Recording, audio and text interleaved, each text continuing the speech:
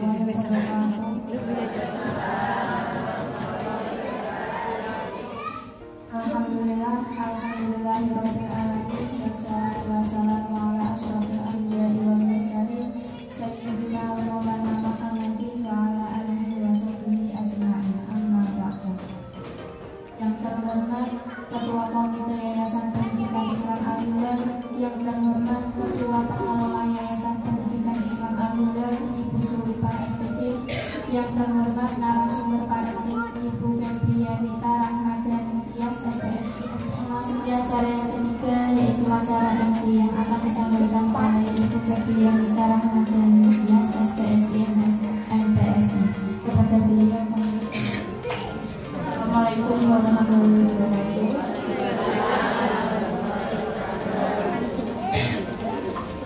Sebelum diskusinya kita mulai, saya mengucapkan terima kasih kepada Bapak selaku Indonesia sudah memberikan saya kesempatan untuk diskusi bersama dengan ibu-ibu wali yang di sini. Saya juga mengucapkan terima kasih banyak kepada ibu-ibu semua yang sudah rawuh, sudah menyediakan waktu mau kalau hadir di sini belajar bersama tentang bagaimana masuk sekolah anak-anak. Sebelumnya apa kabar ibu-ibu semuanya di sini? Nah, di sini semuanya apakah jenengan selama menjadi orang tua itu merasa bahwa sudah siap?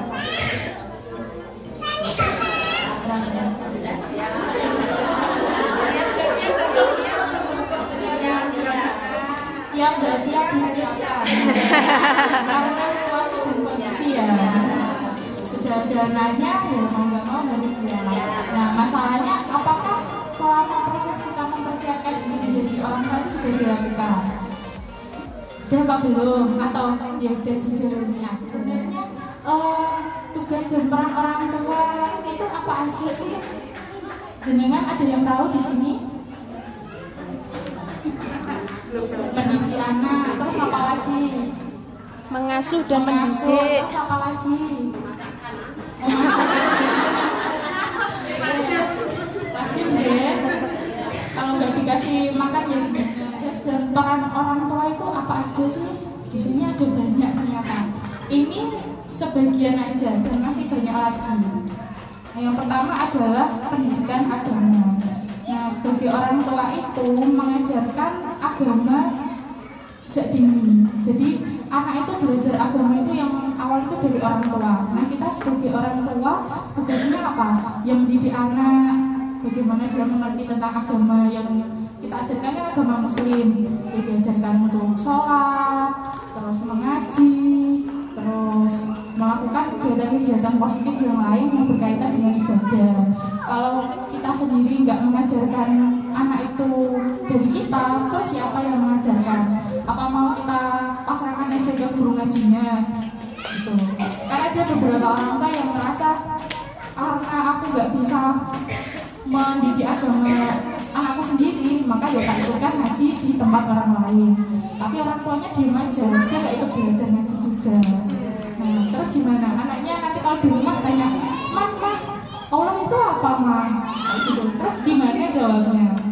Nah, makanya sebagai orang tua itu kita tidak cuma mendidik anak, tapi kita sebenarnya juga sedang mendidik diri kita sendiri. Jadi kalau kita menginginkan anak itu menjadi anak yang soleh, yang berbakti kepada orang tua, ya kita juga harus mendidik diri kita juga sendiri untuk menjadi pribadi yang baik, yang soleh-soleha.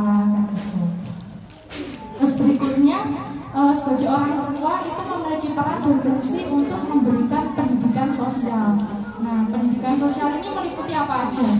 Mengajarkan anak sopan santun, saling menyayangi, bersikap ramah terhadap orang lain, berperilaku hemat, menjalin persahabatan dan bersikap adil dan masih banyak lagi.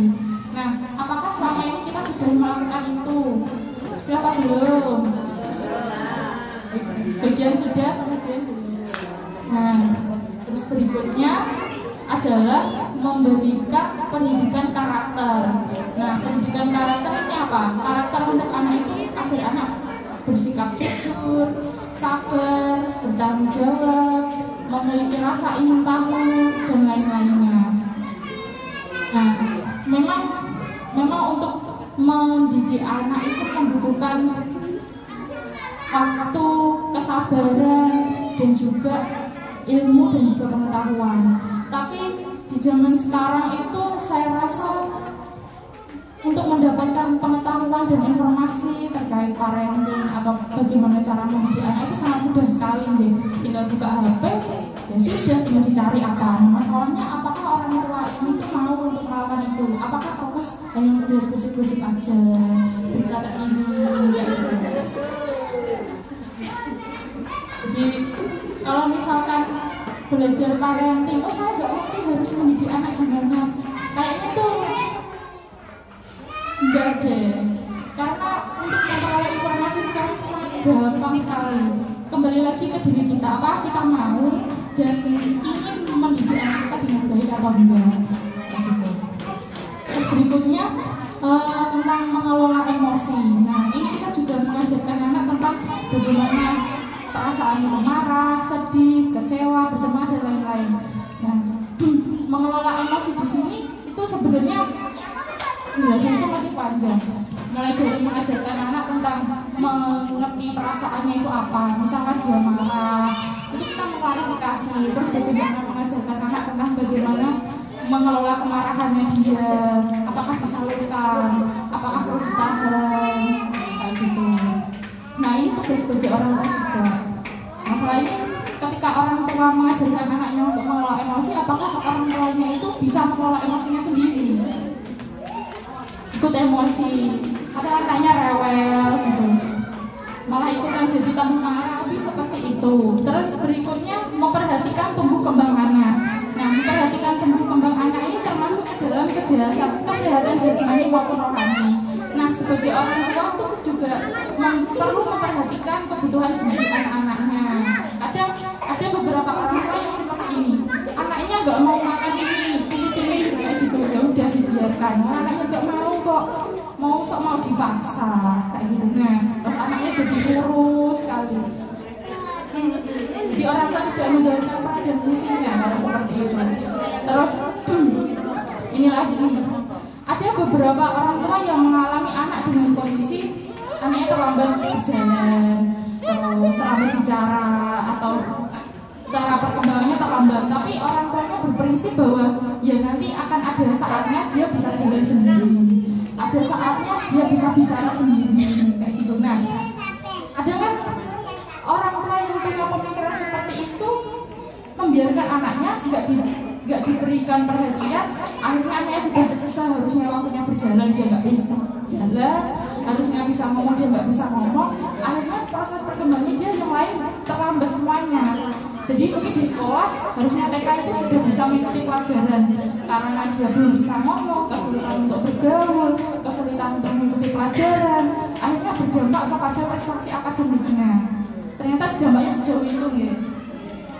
Nah, kalau misalkan itu berlanjut dan dibiarkan secara terus-menerus, akhirnya berdampak anaknya memiliki permasalahan di sekolah, entah masalah dengan teman atau mungkin prestasinya yang menurun atau tidak berkembang kayak gitu.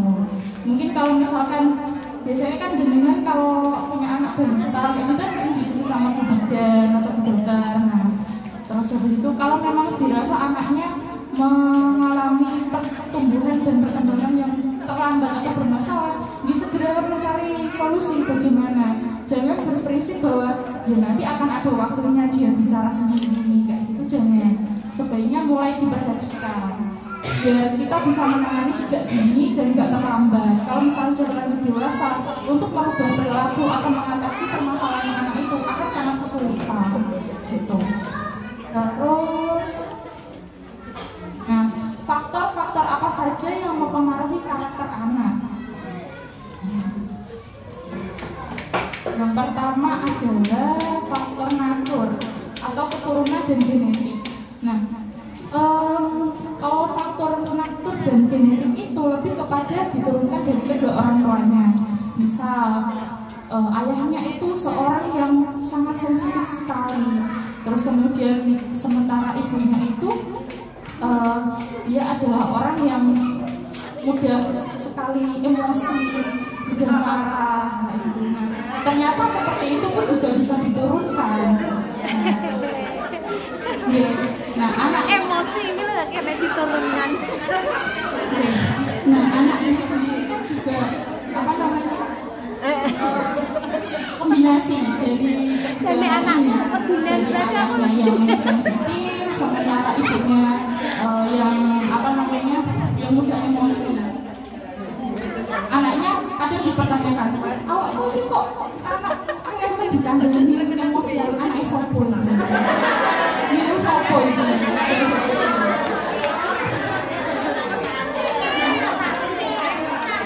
Anaknya jadi kebingungan, anaknya siapa sebenarnya? Ternyata faktor-faktor apa yang mempengaruhi karakter anak itu pun juga bisa dipengaruhi karena genetika, kayak gitu. Berikutnya dipengaruhi oleh nurture atau pola asuh.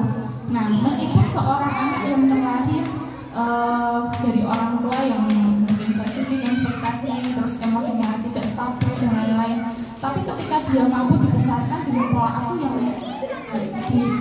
dia diajarkan untuk mengelola emosinya baik seperti apa, terus untuk biar tidak sensitif bagaimana, terus biar lebih percaya diri bagaimana, itu juga bisa berubah kayak gitu. Faktor genetik memang ada, tapi bisa diubah dengan pola asuh yang baik dan tepat seperti itu. Terus berikutnya adalah paparan media. Nah, di sini ibu-ibu siapa yang menyerahkan peran dan tanggung jawab mengasuh anak kepada handphone? Siapa? Semuanya. Ini anaknya HP atau anaknya jenengan ya? Ya, banyak ya. Banyak orang tua yang memberikan HP itu biar anaknya diem. Ada kan orang tuanya capek ngasuh ya, ngajak dolanan. Iya. Nah, dikasih HP biar diem. Terus anaknya nggak mau makan. Oh, kalau nggak dikasih HP itu anaknya nggak mau makan, harus dikasih HP terus. Terus apalagi biasanya HP digunakan untuk apa? Biar nggak rewel, biar diem. Nah, ternyata paparan media itu sangat luar biasa sekali dampaknya ke anaknya. Masalahnya kan informasi yang ada di dalam HP, entah video-video, itu kan sangat cepat sekali nih. Kadang anak sendiri proses pertumbuhannya secara intelektual, perkembangan otaknya kan juga masih belum berkembang dengan baik, sehingga dia belum bisa sebenarnya untuk memproses informasi dengan cepat. Nah, akhirnya anak itu jadinya apa? Kalau dari kecil terbiasa harus dikasih HP, biar diem dan lain-lain. Banyak anak-anak yang mengalami keterlambatan bicara karena penggunaan gadget yang terlalu awal seperti itu. Anaknya tahu ngomong apa, maksudnya ketika orang ngajak bicara dia apa, disuruh apa sebenarnya tahu, tapi untuk menyampaikannya dalam bentuk kata-kata itu sangat mengalami kesulitan seperti itu. Terus selain itu juga penggunaan media sendiri dapat berpengaruh kepada pemusatan perhatian anak. Nah, dia sendiri anak-anak yang sering mengalami gadget, sering terpapar media atau gadget ini tadi, mereka akan cenderung hanya fokus ketika melihat gambar-gambar itu. Jadi kalau misalnya dengan panggil-panggil gitu nggak noleh kayak gitu, terus habis itu dia sering terobsesi dengan kata-kata yang ada di dalam situ, terus-terusan. Bahkan dampaknya adalah karena di situ filternya sangat minim sekali ya. Bahkan ada anak-anak yang melakukan tindakan-tindakan yang berisiko atau tidak bertanggung jawab kayak gitu. Kebanyakan kasus yang pernah saya tangani, anak-anak yang mengalami ADHD seperti itu memang karena terpapar media terlalu intens kayak gitu. Alasannya juga sama, orang tuanya sibuk, nggak bisa mengasuh terus-terusan kayak gitu. Pengaruh lingkungan dan teman. Nah, pengaruh lingkungan dan sekali ya, apalagi di zaman sekarang pergaulannya yang sangat bebas sekali. Terus anak pun juga ketika ada permasalahan di rumah atau dia sendiri tidak nyaman berada di rumah bersama dengan orang tuanya, terus dia bertemu dengan teman-teman yang mungkin tidak bertanggung jawab, itu juga bisa memberikan pengaruh yang tidak baik kayak gitu. Tapi kembali lagi, ketika kita mampu memberikan fondasi yang kuat kepada anak, dalam artian kita sudah mengasuh dengan baik, mengajarkan tentang hal-hal mana yang boleh dilakukan dan tidak boleh dilakukan, perilaku yang bertanggung jawab seperti itu. Nah, ketika dia sudah masuk ke dalam lingkungan sosial atau lingkungan pertemanan, otomatis dia sudah punya benteng yang baik kayak gitu. Meskipun pengaruh lingkungan sangat kuat ya, pengaruh lingkungan itu bisa sampai lebih dari 50% ke atas mempengaruhi karakter anak.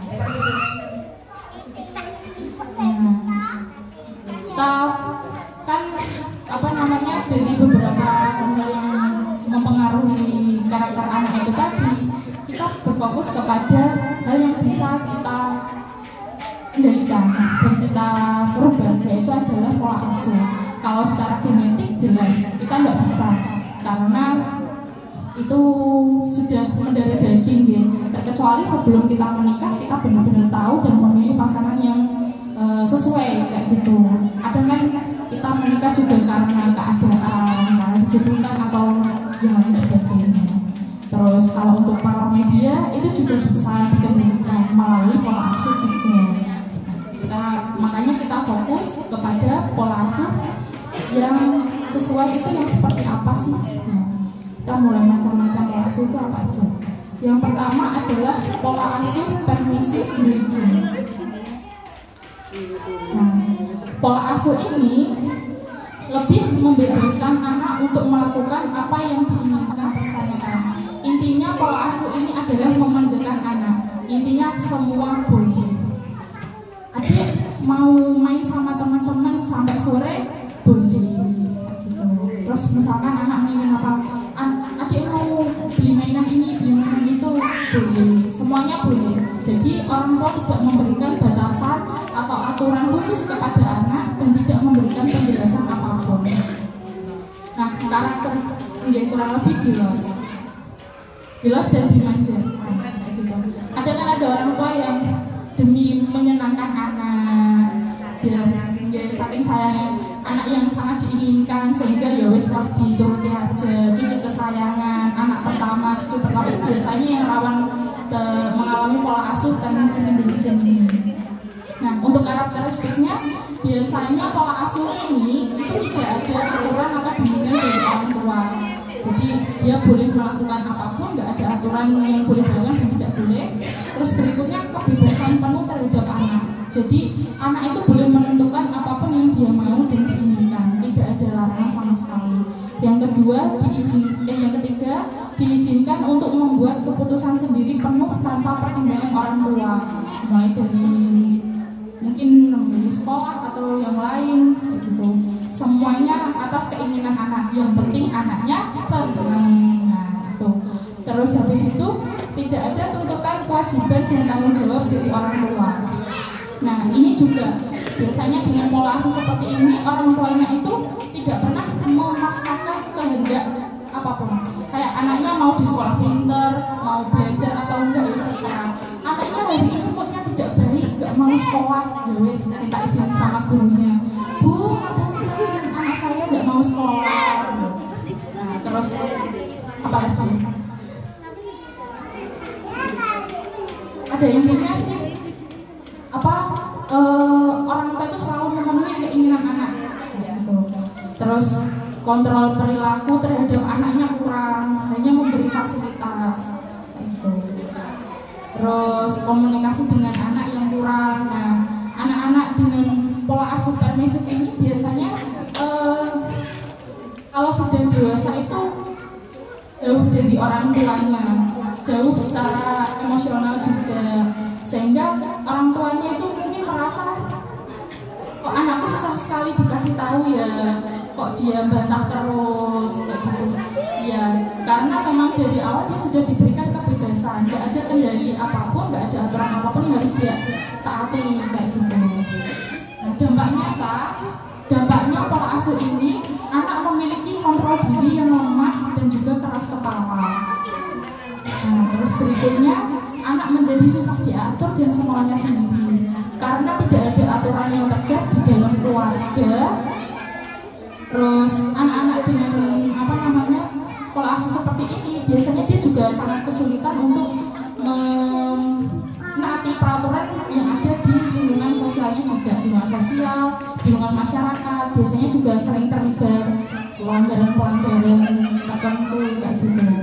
Terus kepribadiannya menjadi tidak terarah, terus menjadi kurang disiplin dengan aturan sosial yang berlaku seperti yang saya sampaikan tadi. Terus memiliki kemampuan adaptasi lemah. Nah, kemampuan adaptasi lemahnya ini apa? Dia itu ketika dihadapi, misalkan masuk sekolah di sekolah yang baru. Nah, anak-anak dengan pola asuh seperti ini biasanya proses adaptasinya itu lebih lama karena dia di rumah terbiasa yang mana nggak ada aturan apa-apa, boleh ngapain aja. Terus ketika di sekolah diterapkan harus masuk pagi, harus mengerjakan tugas. Nah, biasanya anak-anak yang dibesarkan dengan pola asuh seperti ini adaptasinya itu lama. Mungkin dia sering menolak, nggak mau, terus habis itu melawan, yang tadi sampai nggak mau masuk sekolah itu. Terus berikutnya bersikap egois atau menuntut. Nah, karena dia sudah terbiasa sering dimanjakan dan dituruti keinginannya, sehingga ketika dia menginginkan sesuatu itu ya harus dituruti apapun. Jadi dia tidak bisa menerima penolakan dari siapapun, dari orang tuanya, bahkan di luar lingkungan orang tuanya itu juga sama, tidak bisa menerima penolakan. Jadi mungkin dampaknya kalau sudah dewasa, ketika dia berteman atau mungkin memiliki hubungan dengan lawan jenis kayak gitu, anak-anak yang dibesarkan seperti itu tidak bisa menerima penolakan kalau nanti entah pasangannya meninggalkan atau mungkin dia gagal mengalami sesuatu yang nggak sesuai dengan keinginannya dia. Nah, anak-anak seperti ini tuh rawan mengalami kecemasan dan juga stres kayak gitu. Terus terus dampak berikutnya adalah adanya jiwa pemberontak. Nah, karena tidak sesuai dengan keinginannya itu tadi, karena nggak dipenuhi, nggak sesuai keinginannya, dia nggak mau, nggak suka ditolak apapun. Nah, terus berikutnya motivasi belajar yang kurang, nggak ada keinginan untuk memiliki prestasi di bidang akademik, nggak mau belajar kayak gitu. Saya sering menjumpai anak-anak yang seperti ini juga. Orang tuanya itu malah merasa kebingungan. Anakku loh nggak mau belajar, ya sudah dileskan ya nggak mau, terus disuruh ngerjakan tugas nggak mau, semaunya sendiri kayak gitu. Akhirnya kan yang pusing juga orang tuanya dulu. Tapi orang tuanya dari awal tidak menyadari bahwa sebenarnya perlakuan dia ke anaknya itu ada kekeliruan. Berikutnya, nah ini pola asuh otoriter. Pernah dengar? Pola asuhnya ini lebih kepada menerapkan aturan dan atasan yang mutlak harus ditaati tanpa memberi kesempatan pada anak untuk berpendapat. Jika anak tidak mematuhi akan diancam dan juga dihukum. Nah, intinya dalam pola asuh ini adalah sebagai orang tua biasanya ya pokok kamu harus nurut kayak gitu. Intinya pokoknya.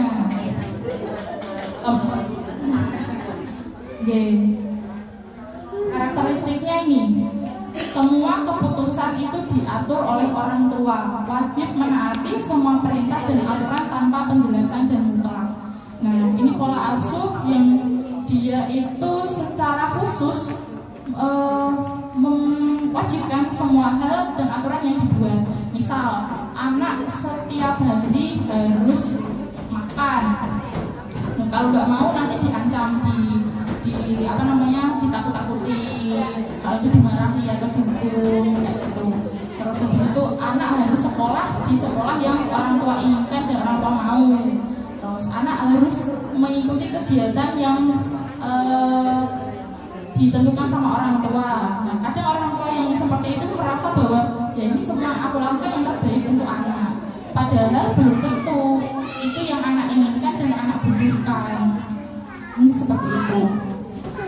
Terus ketika orang tua ini sudah memberikan aturan kayak kamu nggak boleh keluar rumah bermain, harus di rumah terus kayak gitu.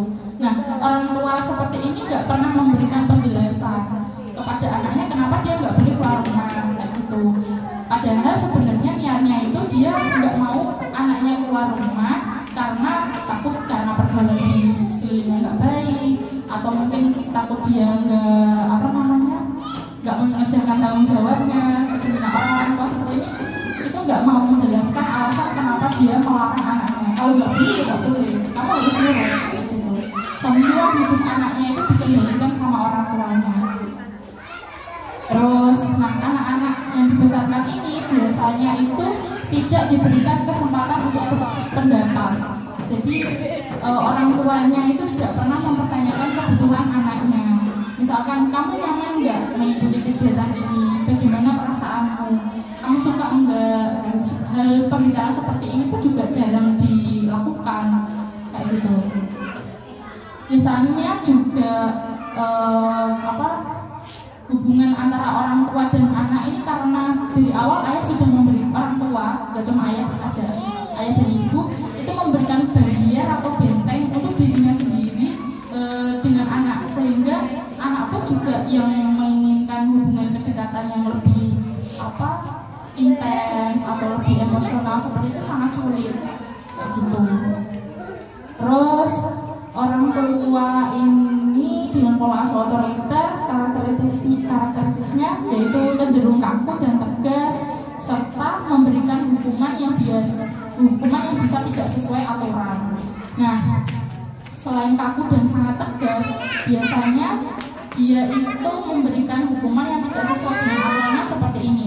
Misal, anaknya itu dapat nilai jelek gitu di sekolah, terus habis itu karena orang tuanya tahu, karena kamu dapat nilai jelek, kamu nggak aku kasih makan untuk malam hari ini gitu. Kalau kayak gitu, karena kamu dapat nilai jelek, kamu nggak boleh main selama 1 bulan gitu. Nah, aturan-aturan yang dibuat ini, hukuman yang diberikan kepada anak ini cenderung tidak relate dengan kesalahan yang dilakukan anak gitu. Sebenarnya dalam menetapkan aturan dengan anak itu harus melibatkan anak itu sendiri.